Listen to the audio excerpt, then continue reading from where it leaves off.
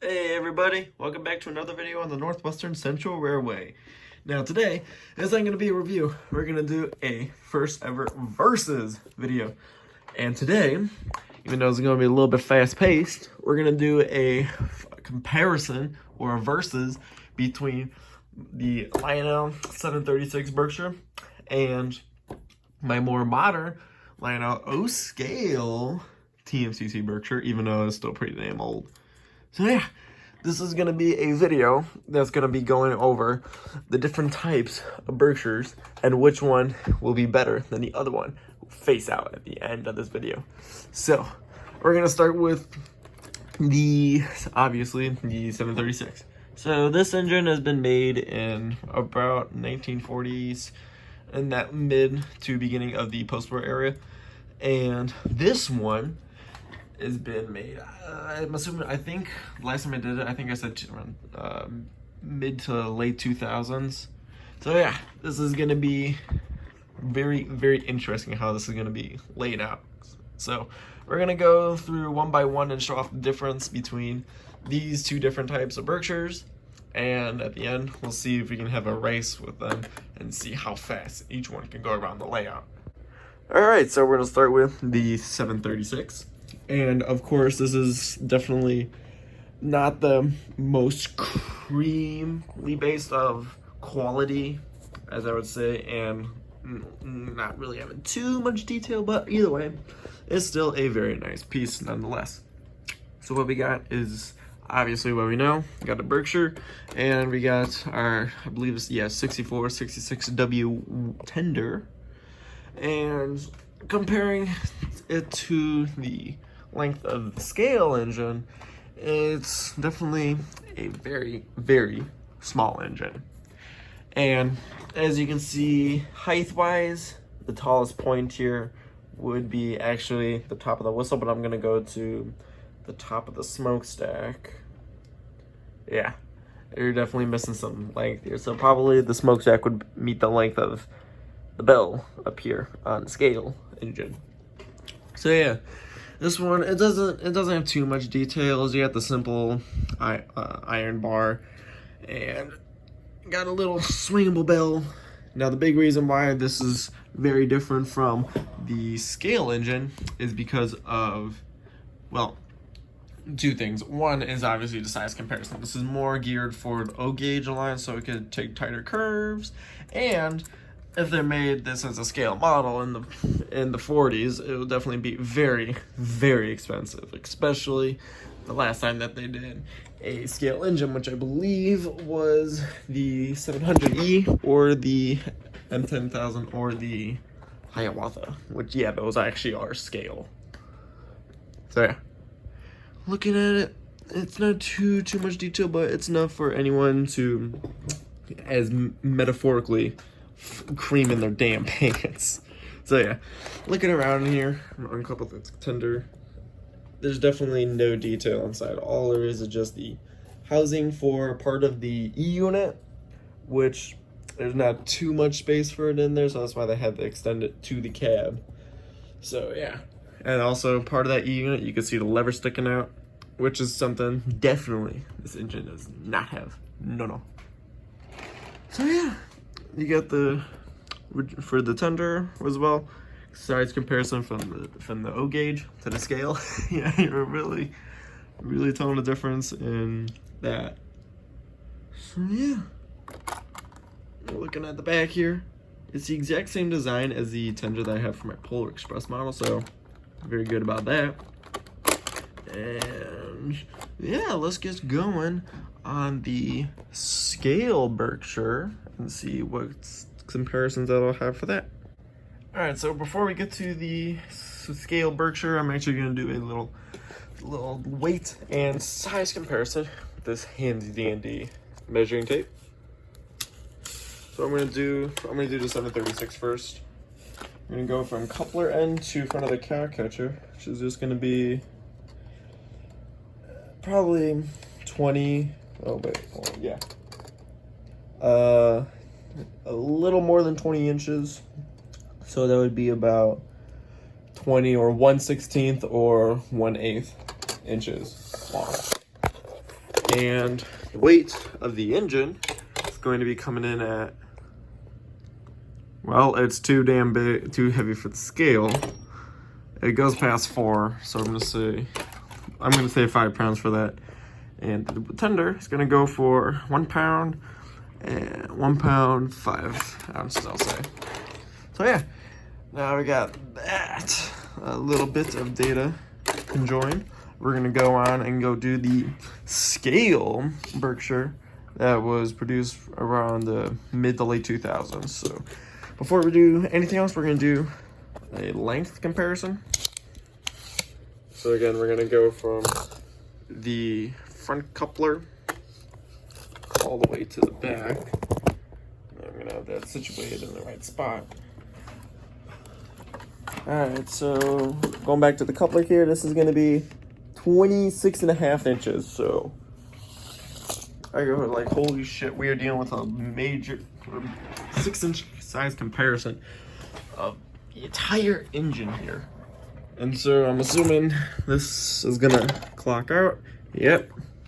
So I'm gonna say that's like 6 or 7 pounds. Well, the tender is at 4 pounds and 9 ounces. Wow. So right almost about 5 pounds of pure electronicals inside that tender. So yeah, now we're gonna go over the scale Berkshire. And as you starting at the front here, you're gonna see a dummy scale coupler connected to a little rod here, or chain, that can be lifted up by these little bars on the side. Got the platform up here right up front, the headlight. I forgot to mention on this model, headlight swings open, see lamp. Headlight is swinging open on this one. You see metal, and a magnet that's actually holding in that piece of the boiler front. Yeah, I think that's what that actually is, the boiler front. So yeah. And going down from the side here, you get to see letter plate, number board letterings with a, I believe that's plastic instead of this one. I believe this is either sheet metal, brass, or I highly doubt a die cast, which I don't think they really put on a metal. So yeah, running down the side here, all these nice metal, combination of metal and plastic add-on pieces. We got some of the drive gear here, which is plastic. Actually, this part here is metal. The bottom, the main set of drive gears that connect all 4 of the wheels on each side, that is metal. Everything else add onto it, like this piston drive gear here, and the, I honestly don't know what this is called, the thingamajwagga. I'm just gonna call it that, which is also plastic. Connected by that very small screw, which I think, realizing it right now, I might need to be screwed in somewhere. No, it's good. It's completely fine on how it is. Going down here, we got the, I believe, the little add-on pedal for the brakes. Then we got some pipe action down here on the trailing truck. Then we got here the firebox, cab, some nice lettering in there, and so this one is different. It doesn't have an E units mechanicalism in there.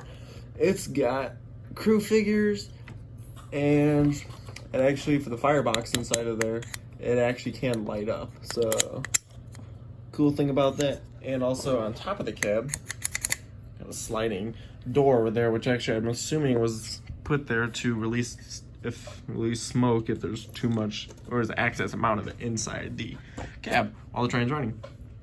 Driving down here, here's a separately applied it was supposed to be a wire that's actually connecting to, I believe that's the whistle. I believe that is the whistle. Here's some pop-off steam, yes, I believe those are pop-off steam valves. Some things right here, I don't know. I'm not the biggest train nerd, but yeah, I do love trains, definitely. So yeah, going up the top here, lots of separately applied details going on, and finish it all off. If this will focus, you have a Lima Locomotive Works plaque right here. So yeah, that's cool. And I'm gonna move the engine over so we can examinina intenda. And then we got the road name on here, C&O, and C&O progress. Right, just like on the other tender, where we see lots of rivets, plastic rivets. This one we got die-cast rivets, and as you can see here, judged by how many there are, you can tell that this thing is very, very close to a good amount of detail. Going down here to the lettering, you can see a lot more rivets going down both sides of the tender. Up top, you got a realistic coal load, and then these three little flappable doors, I would call them. You can open them up, which access the components of the electronical parts inside the tender. Volume, molar, then you got program, signal, and rail mode. And yeah, fold those back in, just like that. Now, very similar to this, to the 6466W. This one, it has all the special stuff on there. Even got the ladder. Same thing on this tender, even though that's a lot smaller. Does not have the circle piece though. So yeah, that's actually quite interesting. Coming down to this back here, we got a lettering for some number board. Number board, and then we got some stats on the engine here. I believe that's 22,000 gallons of water that can be stored inside of this bad boy, and it weighs 22 tons. And then you can kind of move these, but they're stuck there by themselves, so I wouldn't recommend it.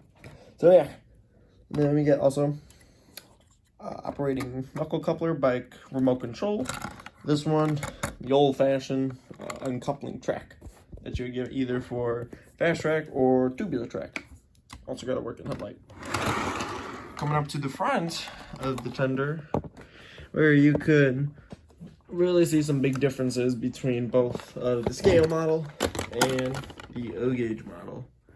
As you can see here, we got a squared laser rectangular padded lining right there, while this one has nothing but a drilled hole for the whistle sound to come out of, the air whistle. So yeah. Then you got some more riveting here. This one, absolutely nothing. But interesting thing, that has this little platform right here. It's all riveted. This one does not have any rivets on it. So yeah, very interesting on that. Connecting, very different. It's just a a metal tab with a rectangular cut in it. This one is holding all the electronics that connect to the engine, which can actually be a very vital part of running this train, because you know, if you try to run this tender with any other engine besides itself, it will not work. With O-gauge trains, it's literally bait and switch. You can run any type of tender with it.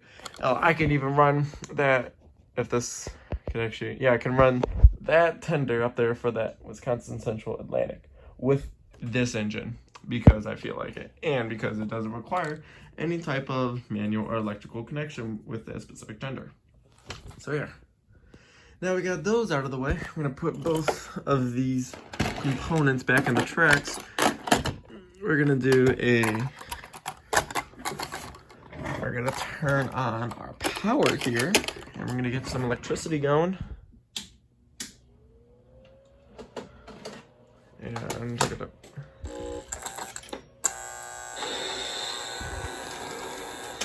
Oh, hold on. This is all very unscripted. So we're gonna connect the tender with the engine, or else none of the sounds or functions coming from the tender will actually operate, like, at all. So yeah. I'm gonna turn the E unit off. So we're just gonna be stuck in neutral there, so we don't have to worry about any hiccups. So we're gonna turn to 26. So the Berkshire, we're gonna start with the scale one first.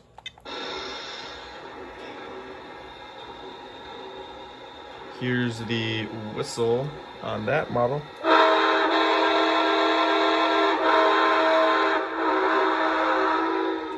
Here's the O-gauge.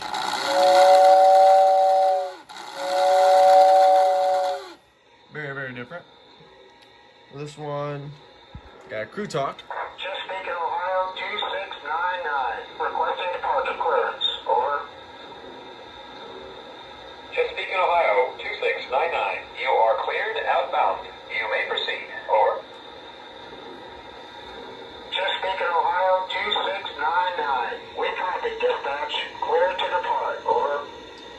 This one, nada. It's got absolutely none.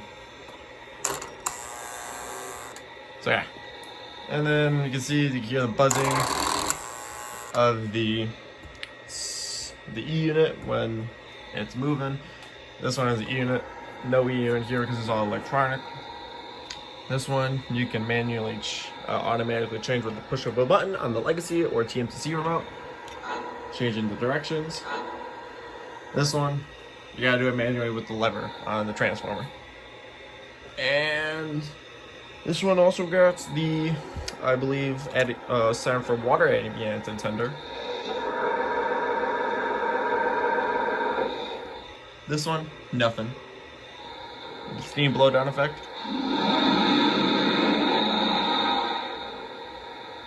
Nothing. So yeah, so after that, we showed that these engines are very different. I actually turned off the power so you can hear my voice a little bit better. So these engines are very, very different. This one is scale with a lot more features. This one is, I would say, a little bit more friendly to someone who doesn't like to have too much of the crazy control as some of these, controllers for Legacy or TMCC offer. So yeah, they just are loving the old-fashioned way with a ZW transformer and just manual lever movements. So yeah, since we've gone over the 736 and the scale Berkshire, we're gonna run these engines separately and see how they function. Alright, so we're gonna run the 736 around. I got a consist of very few amount of O-gauge freight cars. Now I'm gonna be running the same amount of same type of freight cars here because I'm not really gonna. I don't want to waste too much time of the viewer, so I'm just gonna use the same amount of freight cars and also jokes.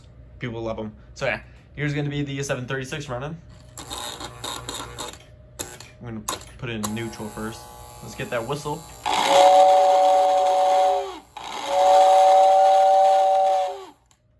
Let's get going.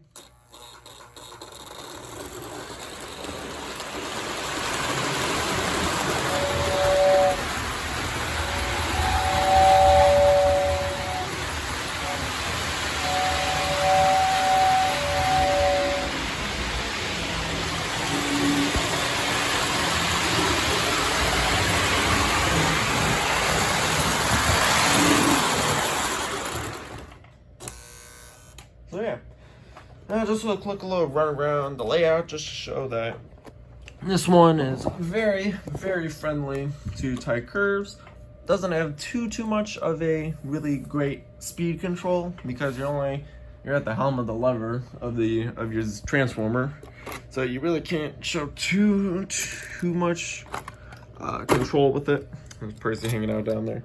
Can't show too much control with it because of certain types of maneuverments. So yeah, we're gonna run the scale Berkshire now. And this one, it's got all the fancy details that I said before. I forgot to mention that it also got speed control, different tones of whistles for what speed that you are currently driving at, and third, most importantly, you got special. You got crew talk dialogue that is only activated when the train is in motion. So yeah, powering it on.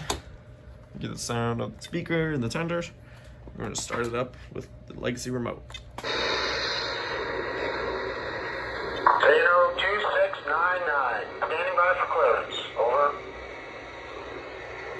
Chesapeake, Ohio, 2699. Please stand by for clearance. Over. We didn't stand by for clearance. I'm the owner of the railroad here. 02699, standing by for clearance. Out. I'm the owner of this railroad, as you can see. I really don't see any havoc or anything on the outer loop that is avoiding my way of movement. So without further ado, let's get going.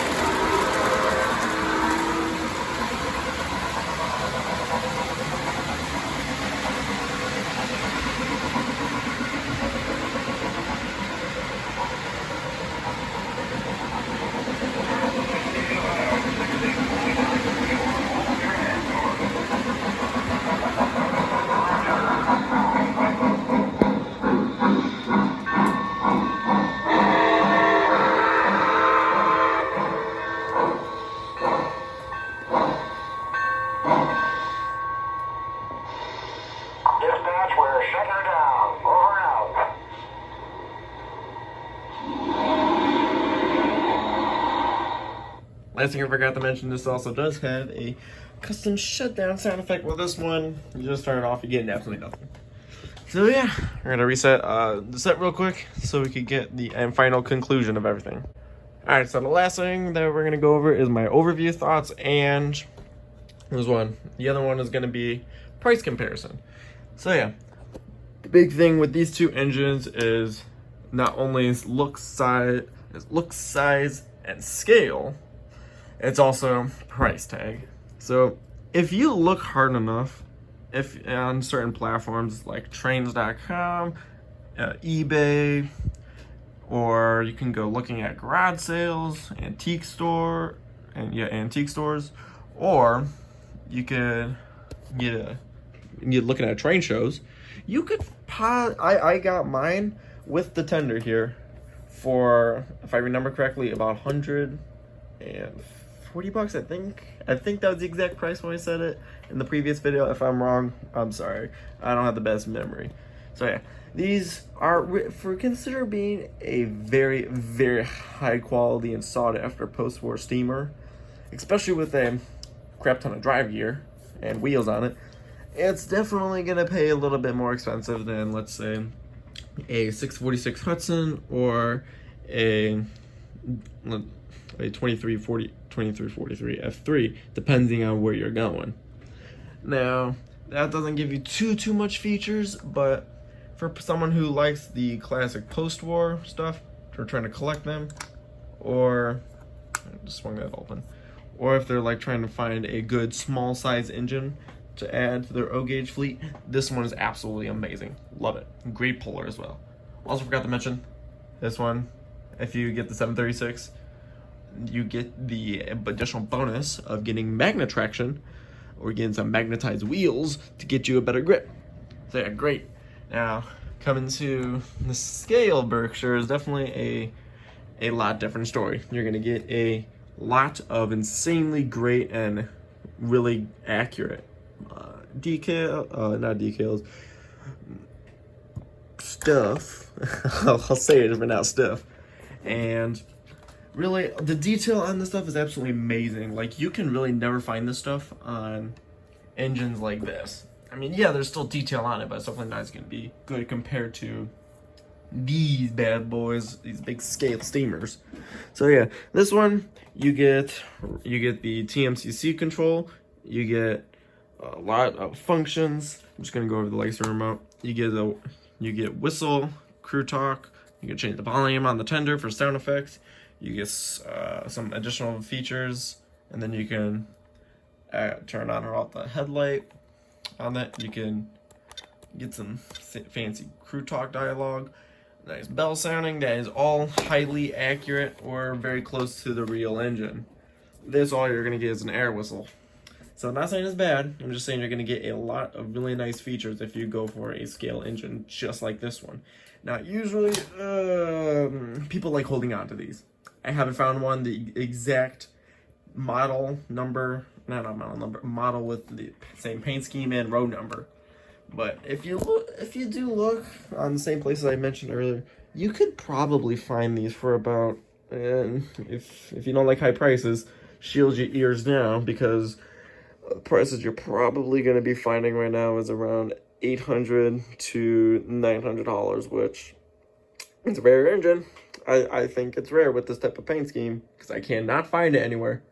But I've seen some people at train shows sell these things for around $300 to $400, which I would say is reasonable. But if you're paying over $1,000 for this, it's totally not worth it. You can get with $1,000, you can get a brand new Legacy 10-wheeler or a Camelback for that price. These are for the new Lionel models. So yeah, you're really not the 100% best spending idea. So yeah, that was the first installment of the Versus series. Now, probably the next one that I will do is going to be a part 2. Yeah, to be continued is going to be a part 2 with this and my O-gauge Polar Express model to see which sides are actually very similar or not. So yeah, it'll be a little bit more. I can do one more Versus video for my, I'll show you real quick, my scale GP9 with the newly added 90th anniversary GP9 that I got up on the wall over there. So yeah, two very different models with on how they're built, but yeah, very similar design. So yeah, that's gonna wrap it up for this video. Before I end, I gotta do this for the algorithm. Like, subscribe, hit that bell icon so you can get some notifications on some videos that I've been posting. I think the bell's there for my channel. I'm not 100% sure. I'm not.